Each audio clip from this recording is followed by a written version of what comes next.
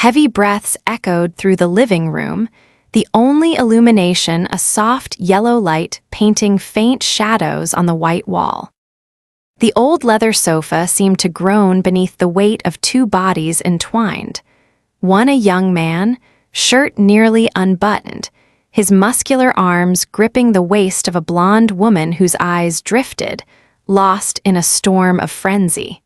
Rachel's hand clung tightly to his shoulder, her nails digging deep into his skin, as if desperate to anchor a moment she knew was utterly wrong. "Hurry, before she wakes up." Rachel's whispered plea made both hearts skip a beat, every movement growing more urgent, more feverish, as if to drown out the hovering danger. Every sound, from the friction of skin, the hiss of a zipper, the faintest moan, melded together, weaving an inescapable forbidden symphony. Yet just outside, in the dark hallway, a tiny red light blinked atop a bookshelf, a recording microphone, no bigger than a finger, quietly capturing every unspoken secret. But in truth, none of it had started with this madness. That night began as nothing more than an ordinary tutoring session. 3 days earlier, dusk settled over the quiet suburbs of Willow Creek, unchanged and tranquil as always. Streetlights filtered through the oak leaves in the front yard, casting the shadow of a tall, slender woman hurrying to unlock apartment 14. Rachel Summers, 36, had just finished a long shift at the local bank, weary as she shuffled into her kitchen. Her phone vibrated in her hand, a message from her daughter. "Don't forget to text the math teacher, Mom. If I fail this semester, it's the end for me." Rachel dropped her purse on the table and collapsed into a chair with a heavy sigh. Lately, everything in her life had become a tangled mess. Her ex-husband had just moved out of state, leaving Rachel to wrestle alone with work, bills, and a 16-year-old daughter who was growing more distant by the day. Once an obedient child, Allison had become a mystery, withdrawn, silent, her grades plummeting, especially in math. Rachel had tried everything: coaxing, scolding, rewards, punishments. Nothing worked.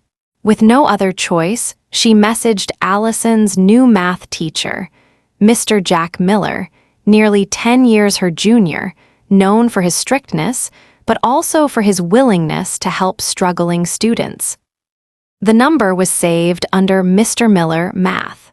Rachel quickly typed a message. "Hi, Mr. Jack, I'm Allison Summers' mother.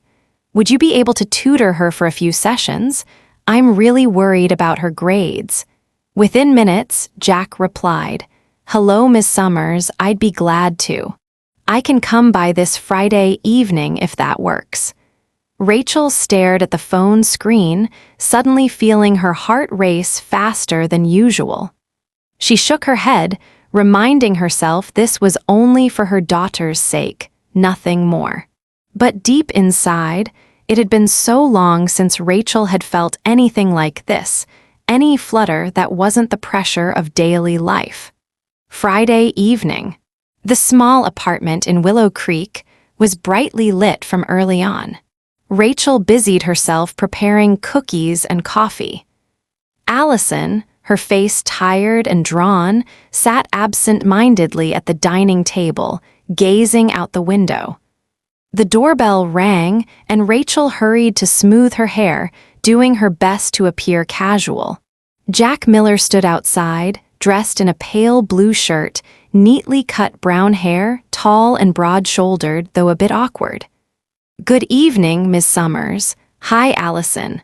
Rachel smiled, welcoming him in. "Thank you for coming, Mr. Miller. I know you're busy." Allison mumbled, "Hi, Mr. Miller. I haven't had time to review the geometry section." Jack gave her a gentle smile. "That's okay, we'll take it step by step tonight." The atmosphere at first was a bit stiff. Rachel poured water, quietly observing every gesture of the young teacher. Even the way he adjusted his sleeve or flashed a quick smile when Allison managed to answer a question correctly.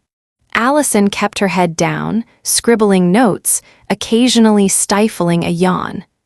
An hour later, Allison leaned back in her chair, mumbling, "Mom, can I take a break? I have a headache." Rachel gently patted her daughter's shoulder. "Of course, go upstairs and rest. Mr. Miller will help you again tomorrow." Allison dragged herself up, stuffing her notebook into her backpack, trudging toward the stairs, not forgetting to shoot a quick, inscrutable glance at both her mother and her teacher. The apartment was suddenly left with just the two adults. The silence grew strangely thick. Rachel invited Jack to the sofa, offering him some pastries and a glass of red wine. "I'm so grateful, Mr. Miller. Allison used to love studying, but lately, I really don't know what to do anymore." Jack twirled his wineglass, eyes averted. "I've noticed she's been struggling too, but I believe Allison can get through it with the right support." Rachel took a sip, the wine warming her cheeks. She studied Jack, for the first time noticing the depth and sorrow in the young man's eyes. The air between them grew closer, the last traces of awkwardness dissolving under the gentle intoxication of wine and years of accumulated loneliness. "Have you ever felt like everything is just spiraling out of control?" she asked softly. Jack looked up at Rachel, hesitating. "More than you'd think." Rachel smiled, a glimmer of challenge in her eyes, one hand casually brushing Jack's knee as she reached for the pastry tray. The moment seemed to stretch, suspended. Jack sat still, acutely aware of the warmth radiating from where Rachel had touched him. Rachel leaned closer, whispering in his ear, "Sometimes I think adults have the right to be weak too, to want someone to care for them, to share the weight." Jack seemed flustered, his eyes wide, barely able to react before Rachel wrapped her arms around his neck, her lips grazing his cheek. I think I should go. Stay just for tonight." Rachel placed a finger on his lips, gently drawing him closer. The faint scent of perfume on her collar, the warmth of a woman left lonely for too long, made it impossible for Jack to refuse any longer. He slipped his arms around Rachel, pulling her onto his lap. Breaths quickened, a small moan escaped Rachel's lips, and the wine emboldened every move.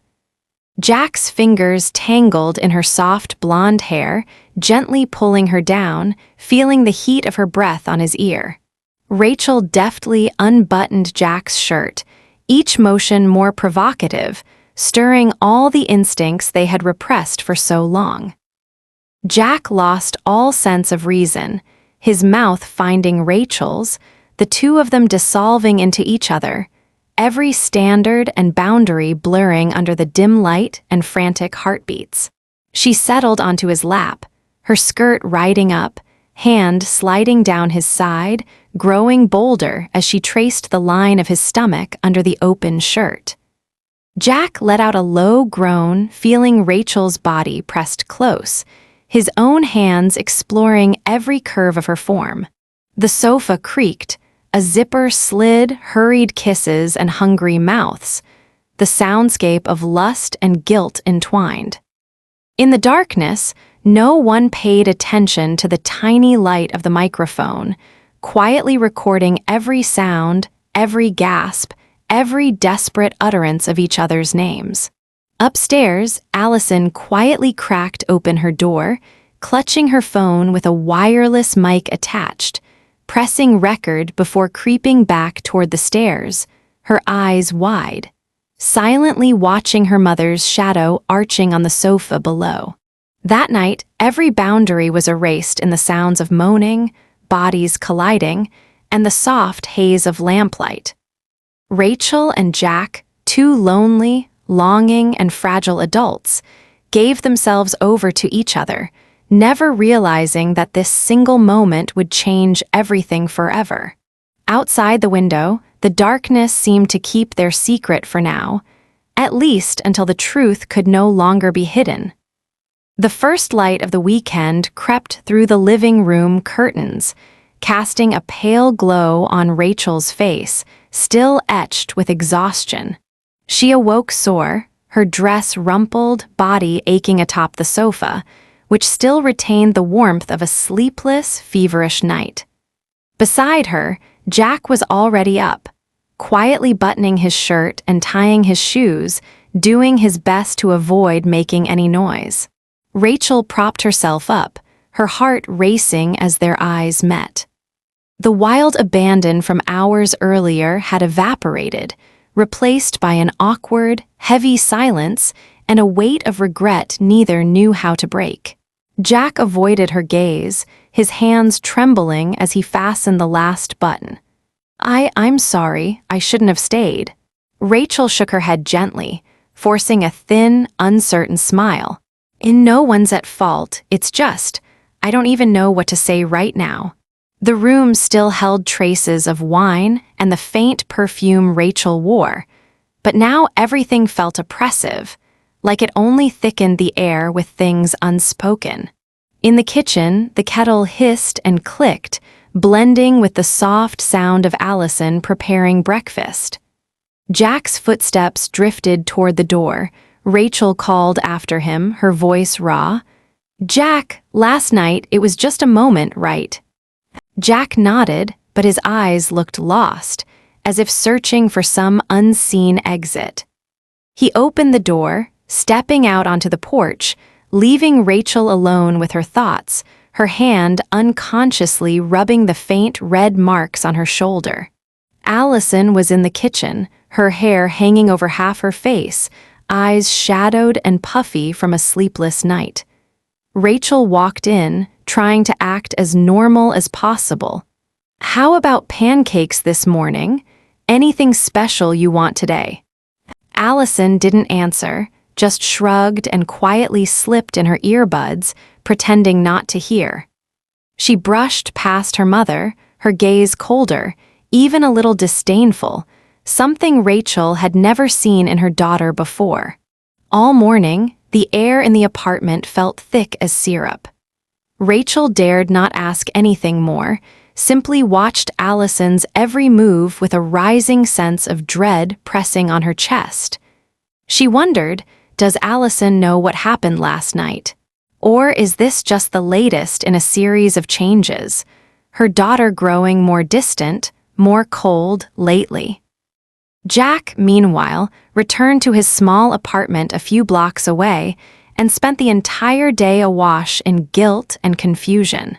He couldn't look at himself in the mirror, couldn't bring himself to check his phone, not even his work emails. Every time he closed his eyes, Rachel's face flashed before him, longing, desperate, haunted. Jack swore to himself he would never make the same mistake again, but a part of him, deep down, still craved the softness, the gentleness, the lure of that woman. That evening, Rachel sat in the living room, struggling to focus on work, her mind hopelessly scattered. From Allison's room came the pounding of American rap music from a Bluetooth speaker, mixed with the click of keyboard keys and the hum of Discord conversations. Rachel sighed, took out her phone, started a message, then deleted it. She wanted to ask Jack if he was all right, but fear held her back, fear that things might spiral further out of control. In her own room, Allison closed the door and locked it tight, opened her laptop and plugged in the tiny microphone. On the screen was a recording nearly an hour long, every sound, every gasp, every name called, and the unmistakable voice of her mother moaning in the arms of another man. Allison stared at the waveform, her face cold, lips pressed white. She put on her headphones, rewound to the middle, and heard her mother's trembling whisper, "Hurry before she wakes up." Allison shut off the file, sitting frozen for a long, long time.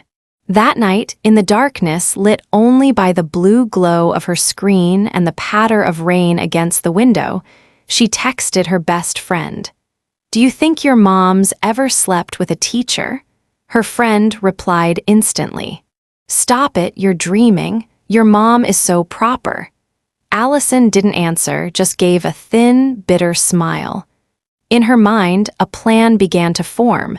If everyone had to live in lies, maybe it was time for the truth to come out. The next morning, Willow Creek High buzzed as usual, but for Allison, every step down the hallway felt like a leaden weight. She avoided Jack Miller the entire period, staring out the window, her mind swirling with thoughts and calculations she could barely control. Jack tried to maintain a calm exterior, but every time he saw Allison, his heart thudded in terror. He had no idea what she knew, and even less what Rachel might have told her. By noon, in a secret class group chat, Allison sent a message with a single audio file attached. "Listen to this, it's absolutely insane." She added nothing else, just sat back and watched the replies explode. Some laughing, some shocked, and soon people began to recognize the voices. "Wait, isn't that Ms. Summers? Hey, isn't that Mr. Miller? No way, this is actually..." Within an hour, the recording had been forwarded to every group, across all grades, some even shared with students in other schools. Drama erupted. Rachel remained clueless, only noticing Allison seemed oddly lighter, even smirking a little when looking at her mother. Jack, on the other hand, went into a panic after receiving an anonymous email. "You need to listen to this file, Mr. Miller, it's interesting." He clicked and nearly dropped his phone at the sound of his own voice, Rachel's moans interwoven with the creak of the sofa. Jack exhaled sharply, cold sweat trickling down his spine. He knew that from this moment, things were far beyond his control. At the end of the day, Rachel received a call from the school principal. His tone was grave. "Ms. Summers, I need to see you and your daughter first thing tomorrow morning. There's something involving Mr. Miller you should be aware of." Rachel was stunned, her hands trembling so hard she could barely hold the phone. Out in the living room, Allison continued laughing and chatting as if nothing at all had happened. Night fell, and darkness quietly covered the little house in Willow Creek. Only the truth was starting to come into the light. The morning air in Willow Creek felt strangely heavy, a thin mist lying over the lawn in front of the high school, as if foreshadowing a day when nothing would be normal. Rachel hadn't slept a wink all night, dark circles under her eyes, her hands trembling as she roused Allison. Breakfast was so silent it felt suffocating. Allison pushed her cereal bowl aside coldly, refusing to meet her mother's gaze. Rachel tried to salvage a shred of peace. "Allison, I want to ask, did something happen at school?" Allison didn't answer, simply stood up, slung her backpack over her shoulder, and left a cold emptiness at the table.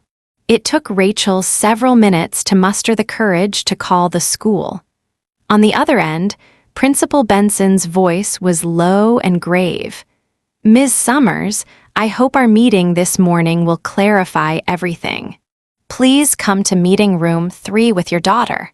Meeting room 3 was at the end of the first-floor hallway, reserved only for special sessions. The air inside was thick with the smell of old papers, the harsh fluorescent lights making it feel even heavier. Jack Miller had arrived early, his shirt already damp with sweat despite the chill outside. He perched on the edge of his chair, staring at the floor, his face pale and drawn. Allison entered, brushing past Jack as if he didn't exist. Rachel followed, trying to look composed, but every step felt like it weighed a ton. Principal Benson, A stern middle-aged man, gray hair, silver-framed glasses, began with a heavy sigh. Let me get straight to the point. This morning, I received numerous reports and evidence from both students and faculty about a recording that has been widely circulated in the school's group chats. The content captures highly sensitive sounds and conversations between a teacher and a parent, specifically Ms. Summers and Mr. Miller. The air froze. Rachel couldn't speak, shame and humiliation burning through her skin. Jack broke out in a cold sweat, his fingers gripping the edge of the table until they turned white. Allison leaned back in her chair, her eyes cold, even defiant.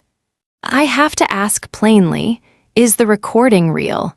If so, can you explain your actions? Jack bit his lip, struggling to form words.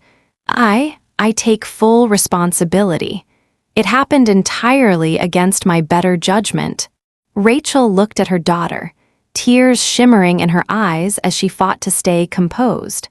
She stammered, I'm sorry, I was too weak. I never imagined the consequences would be this devastating. Principal Benson cut in, his tone icy. Ms. Summers, as a parent, you must understand that your actions impact not just your child, but the entire student body. Mr. Miller, as a teacher, you are even more responsible for maintaining ethical boundaries. Allison let out a bitter laugh, turning to look Jack square in the eye. Ethical boundaries? Why don't you tell them how my mom initiated everything? Maybe you're just too afraid, aren't you? The room went rigid. Rachel gaped at her daughter, stunned. Jack kept his head down, unable to respond. Allison. Rachel cried out, her voice choked. Allison stood up, her eyes burning with anger. You always say you do everything for me, but really you're just trying to satisfy yourself. If you really loved me, how could you sneak around with my teacher in our own house when I was still awake? Principal Benson tried to regain control, but the meeting room had become a battlefield for these three. I will have to submit a full report to the school board and contact the city's education committee. Mr. Miller, your actions are a severe breach of professional ethics. Ms. Summers, the school will review appropriate action for a parent whose behavior negatively affects the educational environment. Jack trembled, face ashen. Please, don't let Allison suffer for this. I accept all responsibility. Allison broke into tears, her voice still hard though tears streamed down her cheeks. I just wanted everyone to know the truth. My mother isn't perfect, and Mr. Miller isn't the role model teacher everyone thinks he is. Rachel broke down, burying her face in her hands. In that moment, every mask of confidence and strength she had built over the years shattered in front of her daughter. Principal Benson's voice was stern. Mr. Miller, you are suspended pending investigation. Allison, I suggest you take some time off school to stabilize emotionally. Ms. Summers, I urge you and your daughter to meet with the school's counselor. Leaving the meeting, Jack walked as if in a daze. Allison left first, not looking back. Rachel tried to reach for her daughter, but only grabbed at empty air. She knew now that the line between them had been torn, and nothing would ever be the same. That afternoon, Jack cleaned out his desk at school, stuffing all his books and papers into a bag, and quietly left Willow Creek high under the curious, whispering stares of colleagues and students alike. Rumors buzzed through every hallway, every glance felt like a knife.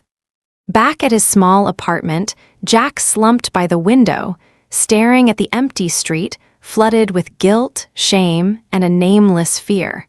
He unlocked his phone, meaning to text Rachel, but deleted every word.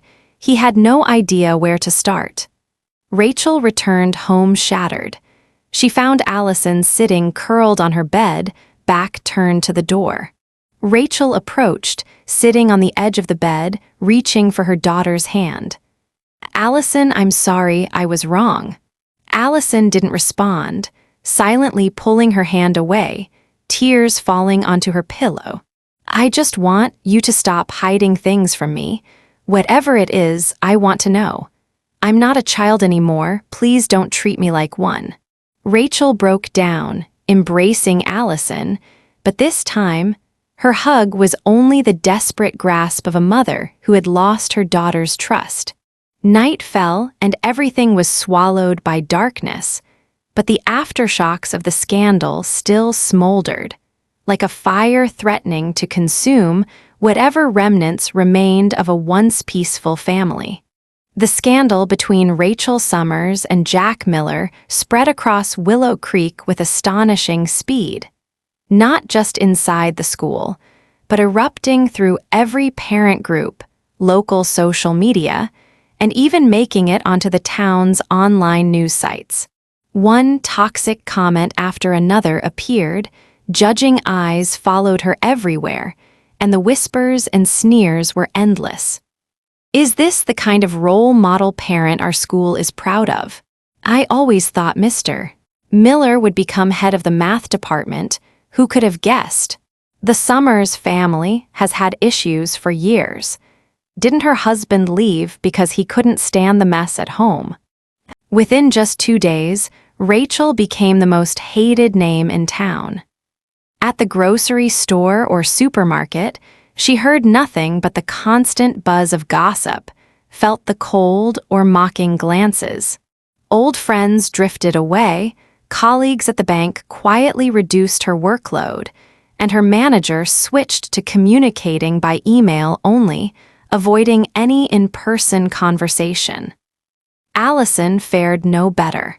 The rumor of the sex tape recording involving her mother and her teacher spread so widely that every teen chat group in the area was talking about it. Even her closest friend started avoiding her. Girls in the hallway gossiped behind her back whenever Allison walked past. Once, she found a note taped to her locker. "Like mother, like daughter, maybe you'll be next." At night, Allison locked herself in her room, blasting music just to drown out the world outside. She couldn't bear to check social media, ignored every message, and lay there staring at the ceiling, tears running silently down her cheeks. Sometimes she wished she had never planted that microphone, never sent that recording, wished it could all have been a nightmare. For Jack Miller, every professional door slammed shut at once. After his suspension, he received a flood of anonymous messages, vulgar insults, threats. Some former parents called to curse him, even threatening lawsuits. He was kicked out of all the teacher groups online, unfriended by every colleague. Wherever he went, he only saw judgment, sometimes even scornful curses from those who once respected him. Jack's small apartment became a cage. At night, he drank alone, staring at the cold white wall while images of Rachel and that fateful night played over and over in his mind, mingling regret, humiliation, and a bottomless loneliness. Sometimes he thought about calling Rachel or Allison to apologize or explain, but always put the phone down, breaking down and crying in silence. Rachel fell into a state of mild depression. Every night she lay awake, haunted by the thought of losing Allison, her mother's bitter voice over the phone, and the cold message from her bank manager. "Ms. Summers, we will review your employment after this month's assessment. Please cooperate and maintain the company's reputation." Every morning, Rachel woke up earlier than usual, quietly made coffee, and tried to act normal in front of Allison. But her daughter only responded with silence, barely touching breakfast before leaving, never even saying goodbye. Once, Rachel gathered the courage to go into Allison's room and hug her from behind, but the girl only quietly pulled away, eyes dry, lips tight, neither blaming nor forgiving her mother. Parents at the school petitioned the school board to have Jack Miller fired and Rachel Summers barred from all school-related activities. Principal Benson had to organize emergency meetings, manage the media, and handle local reporters. Some online news sites dug up old photos of Rachel, Jack, and Allison, posting them with sensational headlines. A forbidden life in a small town, when teacher and parent break every moral boundary. Town officials even issued official statements about moral education, school discipline, and how this incident had seriously damaged the image of the Willow Creek community. Every evening, Rachel sat alone in the living room, staring out at the empty front yard, her mind spinning with questions. Why was I so weak? If only I'd held back that night. If only Allison would talk to me, open up. If only Jack hadn't agreed to come over, if only. Allison couldn't sleep either, the blue light of her phone screen illuminating her pale face. She scrolled through every hateful comment, every meme, every cruel joke about her family, about herself. She was torn apart, a part of her angry at her mother, a part angry at herself, but above all, she felt an emptiness that nothing could fill. One night, as Rachel stared into her glass of wine at the kitchen table, Allison suddenly spoke, her voice hoarse. "Mom, do you ever feel regret?" Rachel froze, gripping the glass tight. "Every single day. I wish I could go back and fix it, but I don't know how to make you forgive me." Allison looked at her mother for a long time, her eyes cold but with a flicker of vulnerability. "I don't know what I want anymore. I'm not sure I can forgive you, but I don't want to live with hatred forever." Rachel broke down in tears, but this time, she didn't try to run and hug her daughter. She just looked at Allison, seeing for the first time the true maturity in her, this girl who had endured too much because of adult mistakes. Jack Miller, in a drunken night, typed out a message to Rachel, a handful of words, "I'm sorry. If I could do it again, I would have chosen to stay away from you from the very beginning." The message arrived at midnight. Rachel read it over and over, tears falling endlessly. Outside, a summer storm poured down, washing away all the day's dirt, but unable to rinse away the guilt and loneliness still clinging to all three of them. And so, each was left to grapple with pain, shame, and endless judgment alone. No one knew how the story would end. They only knew that, from that moment, Willow Creek would never be peaceful again. A week passed, and Willow Creek was still buzzing with the scandal of Rachel and Jack. But during those days, everything seemed to settle, not outwardly, but deep within each person's heart. Inside the little Summers house, a heavy silence hung in the air, like an invisible wall separating mother and daughter. Rachel would come home from work and quietly close her door. Allison rarely left her bedroom, only appearing in the kitchen from time to time, her face cold and mute. Both of them knew, sooner or later, there would have to be a real conversation. A moment when they'd finally look each other in the eye and say everything that had been bottled up, no matter how much it hurt. On Saturday night, a heavy rainstorm swept through Willow Creek. Rachel sat silently on the sofa, the living room lit by a single dim bulb, hands cupping a mug of cold tea. Her mind whirled with countless questions, memories of youth, the loneliness after her divorce, all those long nights when only work could offer comfort. She wondered if anyone in the world could truly understand the pain of losing both love and a child's trust. Suddenly, Allison's door opened. She stepped out, wrapped in a loose hoodie, hair a tangled mess, dark circles under her eyes. Rachel looked up, Surprised, it had been so long since mother and daughter willingly shared the same room without prompting. Allison sat down in the chair across from her, quietly looking at her mother, eyes empty, as if she'd cried herself dry. "Mom, have you ever hated yourself?" Allison asked, her voice raspy and soft. Rachel trembled, meeting her daughter's gaze. "Yes, many times.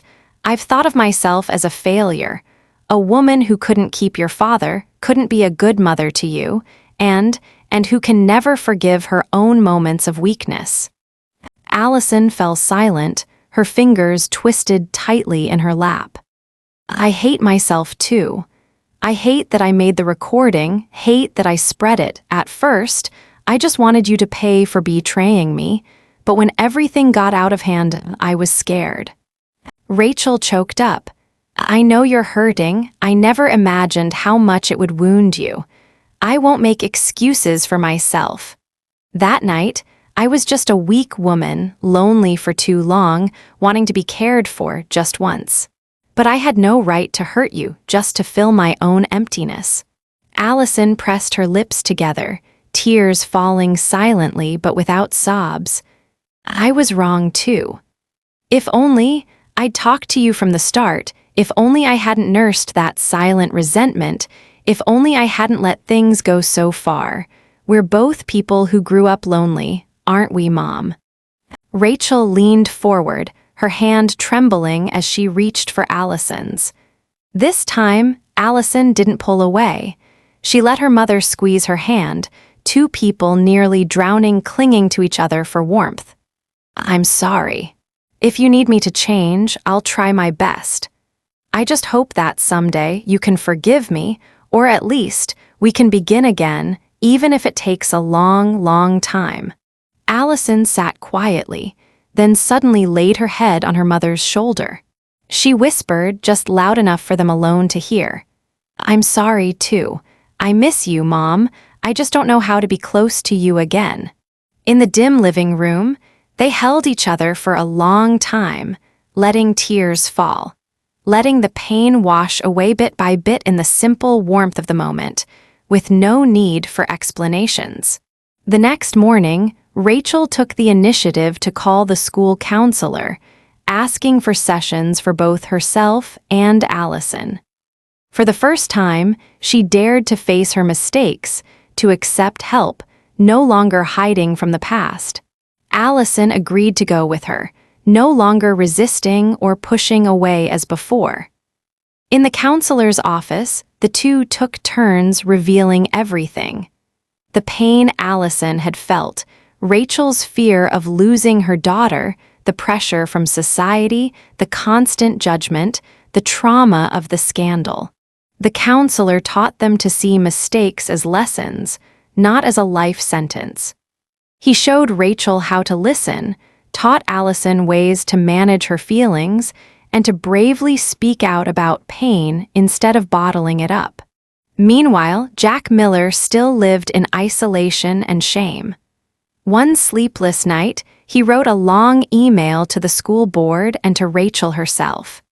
He told everything: his true feelings for Rachel, his torment knowing how much Allison had been hurt, his weakness, his moments of lost control as a lonely man. Jack accepted any punishment, but pleaded for one thing: please don't let Allison live with guilt and isolation because of adult mistakes. I will leave Willow Creek and start over somewhere new. But I hope you and your daughter can find peace, at least in your hearts. Rachel read the email on a sunny morning. She didn't cry anymore, simply replied with calm, "Jack, I know you've suffered as much as we have. I hope each of us can learn to forgive ourselves to begin again. I'm grateful you had the courage to say these things. I wish you peace." Summer gradually arrived, and the scandal faded as social media moved on to newer news. Rachel returned to work, moving slowly and cautiously. Allison began reconnecting with friends, and while there were still curious stares, she no longer felt panic or fear. Both mother and daughter still carried their scars, but now they faced them and found the courage to forgive themselves. One weekend afternoon, Rachel and Allison cleaned up the little front yard garden together. Allison spoke up. "Mom, can we go hiking next week? I want us to try something new together."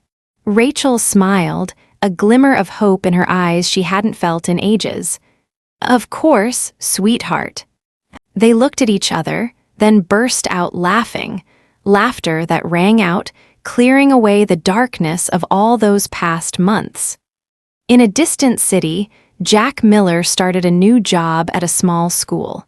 He still remembered Willow Creek, Rachel, Allison, those unforgettable days. But now, finally, he could breathe easier. Even though none of them were together, they had learned how to heal through confession, acceptance, and hope for a brighter tomorrow. A month after the scandal, summer had truly come to Willow Creek. The early season rains had washed away some of the lingering gossip, and the prying eyes and whispered judgments faded with time. The high school was nearly on summer break, and the atmosphere felt lighter. Rachel, too, had reclaimed her routine, even though she sometimes still faced the occasional strange look on the street. But she had learned how to smile, how to hold her head high under any gaze. Every morning, Rachel woke earlier, made breakfast, and welcomed Allison's presence, no longer as cold or withdrawn as before. The two talked more, sharing small stories from each day, no longer avoiding sensitive topics or letting silence stretch between them. Allison gradually regained her confidence, no longer shy when friends invited her out, willing to speak up in class, even if she sometimes caught a few lingering whispers in the hallway. One weekend afternoon, mother and daughter finally fulfilled their promise to go hiking together. The sky was a clear, endless blue, a light breeze rustling the treetops. Rachel took a deep breath, savoring the scent of fresh grass and the sound of her daughter's laughter echoing along the trail. At one point, Allison plopped down on the grass, sweaty but bright-eyed, turned to her mother and whispered, "I never thought I'd love this feeling, the feeling of breathing, of letting everything go." Rachel gently squeezed her daughter's hand. "Me too. Sometimes you have to walk through storms to really appreciate how beautiful the sunshine is."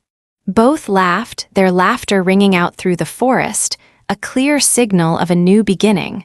One more peaceful, one more brave. A few weeks later, Rachel received word from the bank. She would keep her job, though transferred to a smaller branch with less pressure, but more stability. She felt a burden lift from her shoulders. Allison, too, officially returned to school, joined a sports team, even signed up as a summer volunteer at the community center. The change surprised and filled Rachel with pride, though somewhere in her heart lingered a quiet nostalgia for the old days.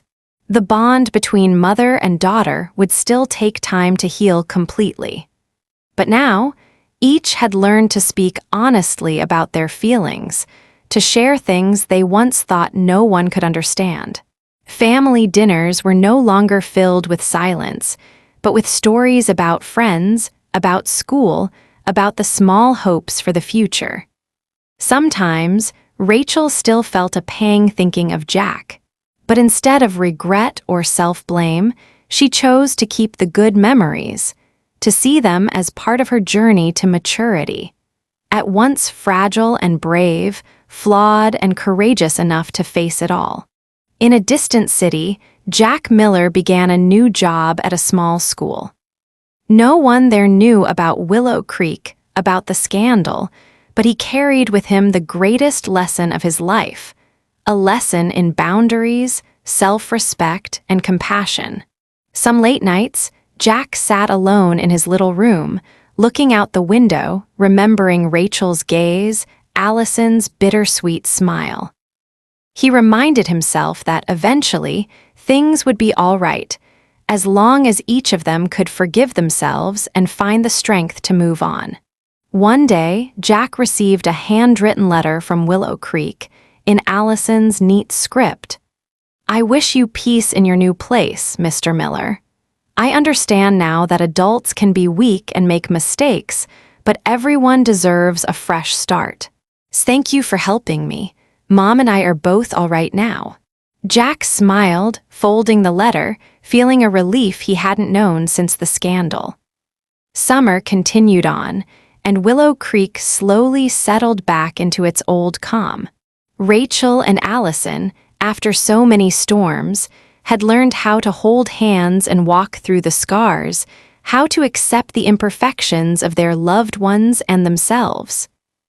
No one was a perfect mother, a good daughter, or a model teacher in anyone's eyes anymore. But each had grown, become deeper, truer, more whole after all that had happened. At last, peace returned to their little home. Late at night, Rachel sat by the window, watching Allison sleep, her heart calmed by the moonlight draping the lawn outside. She told herself, tomorrow would be different. Tomorrow the sun would rise again, and no shadow would last forever.